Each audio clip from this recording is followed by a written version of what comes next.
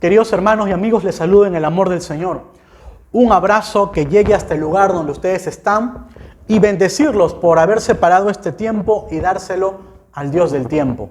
Quiero también mencionar a mis hermanos y hermanas de las diferentes iglesias evangélicas de Cristo que nos ven a través de la internet y al igual que nosotros estamos expectantes porque en este tiempo el Señor tiene una palabra especial para nosotros. Así que, hermano, amigo, tómate de la mano de Jesús, no te sueltes. Él, como un buen pastor, te sabrá alimentar con un pasto fresco y verdadero. Como un buen amigo, estará con nosotros en todo momento, no solamente en las alegrías, también en las tristezas, no solamente cuando hay risas, también cuando tengamos que llorar, Él también estará ahí como un amigo fiel. De ese Jesucristo vamos a hablar en esta noche, así que refrescando un poco la memoria, Jesucristo cuando estuvo en esta tierra, su ministerio empezó a los 30 años y lo finalizó a los 33. Solo 3 años le bastó a Jesucristo para predicar su evangelio, ese evangelio que cambia vidas. 220 años después, estamos en este momento 2020, año 2020, su evangelio sigue siendo predicado y su evangelio sigue teniendo el mismo poder. Sigue libertando, sanando, sigue santificando y sigue dando esperanza y vida eterna. De ese Jesucristo hablaremos en esta noche. Vamos a ubicarnos en el libro de San Mateo, capítulo 16, versículo 13 en adelante. Jesucristo tenía amigos cercanos, un círculo íntimo, eran sus discípulos. Y los lleva a un lugar apartado y les hace una pregunta muy interesante, que será respondida por la palabra del Señor. Viniendo Jesús a la región de Cesarea de Filipo, preguntó a sus discípulos diciendo: ¿quién dicen los hombres que es el Hijo del Hombre? Ellos dijeron: unos Juan el Bautista, otros Elías y otros Jeremías o alguno de los profetas. Él les dijo: ¿y vosotros, quién decís que soy yo? Respondiendo Simón Pedro dijo: tú eres el Cristo, el Hijo del Dios viviente. Entonces le respondió Jesús: bienaventurado eres Simón, hijo de Jonás, porque no te lo reveló carne ni sangre, sino mi Padre que está en los cielos. Y yo también te digo que tú eres Pedro, y sobre esta roca edificaré mi iglesia, y las puertas del Hades no prevalecerán contra ella. La palabra del Señor termina con una gran verdad, que Jesucristo es el Cristo, el Hijo del Dios viviente, que Jesús de Nazaret es el Cristo, el Hijo del Dios viviente. Y es preciso indicar esta gran verdad, porque en este tiempo muchas personas detractoras han buscado cuestionar la divinidad de Jesucristo, restándole ese elemento divino, pero la palabra del Señor aquí lo precisa. La gran verdad que Pedro declara, que Jesús es el Cristo, el Hijo del Dios viviente, que Jesús es el Mesías, es el ungido en otras palabras. ¿Y quién más que un judío reconoce que Jesús es el Mesías, es el Cristo, el ungido? Lo digo esto porque el pueblo judío esperaba a un Mesías, esperaba a un gran profeta, esperaba a un hombre que no era común, a un hombre guerrero, libertador, que sería capaz de darles una luz en medio del cautiverio que padecían bajo el imperio romano. Esperaban a un Mesías, a un Cristo libertador, diestro en la espada, diestro en la lanza, en la jabalina. Pero el Mesías, Jesucristo, no vino con esas condiciones, sino que llegó con una espada trascendental, con una espada divina, con una espada espiritual, que tiene más poder inclusive que la física. La espada de su evangelio, la espada de su palabra, capaz de destruir cadenas, grilletes, traerlos abajo, romper puertas de bronce y cerrojos de hierro, hacer pedazos. la palabra del Señor Jesucristo, su evangelio. Fíjense, la palabra en Mateo capítulo 16, del 13 en adelante, termina con esa gran verdad dicha por Pedro. Jesús, nosotros creemos que tú eres el Cristo, el Hijo de Dios. Estaba reconociendo su autoridad, su poder, su divinidad. Vamos a contextualizar esta cita bíblica. Esta porción de la palabra del Señor tiene lugar en Cesarea de Filipo, un lugar real, un lugar arqueológico que en la actualidad existe en la Ciudad Santa. Y quiero precisar eso porque muchos detractores de la Biblia, del texto bíblico, toman el texto bíblico como si fuera algo ilusorio, algo irreal, algo fantasioso. Y lo tienen en sus bibliotecas, en sus librerías, bajo esas condiciones, bajo esa perspectiva. Pero preciso, la palabra del Señor nos está dando y mencionando un lugar real, Cesarea de Filipo. Miren, queridos hermanos y amigos, la palabra del Señor contiene datos históricos, biológicos, genéticos, arqueológicos. Contiene información que precisó años atrás, años antes que la ciencia lo dijere. Simplemente la ciencia corroboró lo que la palabra del Señor años atrás ya lo había mencionado. Entonces, el lugar donde Jesús lleva de manera aparte, de manera privada a sus discípulos es Cesarea de Filipo. Cesarea de Filipo queda en las faldas del monte Hermón. Y en este lugar llamado Cesarea de Filipo se ubica una cueva. Esa cueva es conocida hasta la actualidad como las puertas del Hades. Las puertas del Hades.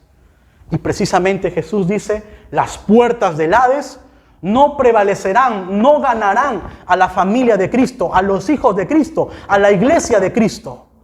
Las puertas del Hades no estarán por encima de la familia y de los hijos de Cristo. ¿Por qué razón? Lo vamos a descubrir en esta noche. Esta cueva llamada las puertas del Hades, llamado Puerta del Hades, fue lugar en el Antiguo Testamento, fue testigo mudo de ritos malvados, sangrientos, que se ofrecían al dios pagano Baal. Orgías, fornicaciones, adulterios, se mataban inocentes, se mataban niños en esta cueva. Y sacerdotes paganos dirigían estos ritos. Años después, cuando estos territorios pasaron a manos del Imperio griego, en ese mismo lugar, en esa misma puerta del Hades, en Cesarea de Filipo, se celebró culto, se levantó un altar a un dios pagano llamado Pan, el dios griego llamado Pan, que la mitad de cuerpo lo tenía de una cabra y la otra mitad de ser humano. Fíjense, estos dioses que tienen un sentido macabro, que huelen a desgracia, a dolor, pero que exigían a sus fieles, que exigían a sus adeptos tal tipo de sacrificio. Y los sacerdotes que ahí celebraban cultos paganos se gozaban al ver cómo se derramaba sangre, porque se ofrecían ritos y sacrificios humanos inclusive. Estos dioses paganos se gozaban ante la desgracia, ante la sangre, ante la miseria humana. Obviamente personas enceguecidas, personas que iban detrás de su propia lujuria, encontraban una buena religión, encontraban a un Dios perfecto que encajaba con sus propias pasiones. En la puerta del Hades se derramó mucha sangre, era la puerta de las tinieblas, era la puerta de la idolatría, era la puerta de la maldad. Y Jesucristo precisamente lleva a sus discípulos a ese lugar para declararles una gran verdad y decirles que si bien es cierto, en esa puerta del Hades se derramó mucha sangre y se adoraba a dioses paganos, hay un Dios, hay un Cristo que está por encima de ellos, un Cristo que no se goza en el derramamiento de sangre inocente, que no se goza en el pecado, que no se goza en los deleites carnales, que no se goza ni celebra la muerte de inocentes, sino que hay un Cristo, hay un Mesías, hay un ungido que está por encima de ellos en cuanto a poder, en cuanto a gloria, en cuanto a amor y misericordia. Es Jesucristo, el Hijo de Dios. Fíjense, hermanos, Jesús lleva a este lugar privado a sus discípulos y les señala que las puertas del Hades, que las tinieblas, que el pecado jamás podrá prevalecer contra los hijos de Dios. Querido hermano que me estás escuchando, que somos parte de la iglesia del Señor, entiende esta verdad.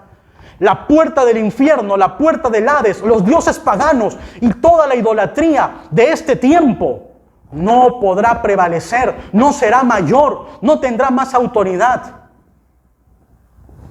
que la familia de Cristo, que la iglesia del Señor. Jesucristo funda la iglesia. Jesucristo funda a su familia. Por lo tanto, Él la cuida, Él la guarda, Él la protege. Por encima de los intereses personales, por encima de los gobernantes, por encima de las leyes, por encima del pecado, por encima del odio que se respira, Cristo guardará a su iglesia. Cristo guardará a los que son suyos. Para ti, querido amigo que me estás escuchando, que aún no has entregado tu vida a Cristo, no esperes mucho tiempo. Hazlo cuanto antes. Porque este Cristo es superior en poder, en gloria, en amor a muchos dioses que se han levantado en este tiempo. Y no solamente me refiero a dioses reflejados en imágenes, en estatuas, que tratan de desviar la fe de las personas. A veces podemos convertir nuestro pecado en un Dios. Podemos convertir nuestras bajas pasiones, podemos convertir nuestro orgullo, nuestro odio, nuestro resentimiento, nuestra venganza en nuestros dioses. Y a ellos les rendimos culto. Y hacemos lo que nuestro odio nos indica. Y hacemos lo que nuestra venganza nos dicta. Y hacemos lo que nuestras bajas pasiones y nuestras concupiscencias nos indican. Y a ellos los servimos. Y a ellos les obedecemos. Es tiempo de poner un alto a todo tipo de idolatría en nuestras vidas. Es tiempo de decir al Dios Baal que tiene su lugar por debajo de nuestro Dios poderoso y de su verdad. Es tiempo de decir a ese Dios Pan que está por debajo de la autoridad suprema y total de la palabra y de Jesucristo. Es tiempo de decirle a nuestros dioses que tenemos todavía ahí guardados, que no se comparan a Jesucristo, que Él es el Cristo, el Hijo del Dios viviente. Jesucristo llevó a sus discípulos a ese lugar para demostrarles que por más que el enemigo, que Satanás, traiga estrategias para destruirlos, que traiga estrategias para fundirlos en la miseria y en el dolor, que por más que venga el ladrón a matar, a hurtar y a destruir, Él estaba con ellos, Él estaba presente. Un altar se estaba levantando juntamente con sus discípulos y se estaba levantando también un nombre que está por encima de todos, el nombre de Jesucristo, el Hijo de Dios. Bien has dicho, Pedro, no te lo reveló sangre ni carne, sino mi Padre que está en los cielos. Y bajo esa verdad fundaré mi iglesia. ¿Cuál es esa verdad? Que Jesucristo es el Hijo de Dios. Él es el camino, Él es la verdad, Él es la vida. Pero no falta la gente que intenta desviar e intenta denigrar la imagen de Jesús. Intentan confundir. Fíjense, en el versículo 14 Jesús les pregunta a sus discípulos: a ver, discípulos, ustedes que han recogido las opiniones de la gente, ¿qué piensan de mí? Y miren lo que la gente piensa de Jesús. Algunos dicen que tú eres Jeremías, otros piensan que tú eres Elías, otros dicen, por ahí opinan que tú eres Juan el Bautista. Otros no te creen, simplemente dicen que eres algún profeta que ha vuelto a vivir. La gente intenta denigrar, desvalorar la divinidad de Cristo. En este tiempo no falta gente así también. Gente que te dirá, se burlará de tu fe, te dirá que es una mentira, te dirá que es una pérdida de tiempo tal vez. Tratará de justificar su camino, trayendo abajo la fe en Cristo. En el tiempo de Jesús también había personas con esa clase de opiniones. Pero en medio de tanta oscuridad, en medio de tantas tinieblas, en medio de tanto pensamiento humano, se levanta un altar, se levanta una verdad, se levanta una bandera. Jesucristo es el ungido, es el Hijo de Dios, es nuestro libertador. Querido hermano y amigo, las puertas del Hades no prevalecerán contra los hijos de Dios. Nosotros tenemos ese respaldo. No nos creemos los superhombres, no nos creemos los seres celestiales. No, somos personas comunes, corrientes. Somos personas también sujetas a muchas cosas terrenales. Pero alguien está a nuestro lado, alguien está adelante nuestro, alguien está atrás, alguien está a la derecha, a la izquierda, nuestra. Es Jesús, el Cristo, el Hijo de Dios. Deja ya tu idolatría, deja ya atrás el tiempo de servirle a tu pecado, a tu orgullo, a tu venganza, a tus recuerdos, a tu pasado. Bórralos ya. Solamente con la sangre de Cristo, esa sangre que se derramó en la cruz del Calvario, la sangre del unigénito Hijo de Dios. Para finalizar, le diré lo siguiente. En el Imperio Romano también hubo un gobernante llamado Julio. Es decir, el nombre de los emperadores romanos era Julio. Pero hubo un emperador, que le añadió 2 nombres más a Julio. Le colocó César y Augusto. Añadió al título Julio 2 nombres más, César y Augusto. Le añadió César. César significa Señor. Estos reyes se creían señores.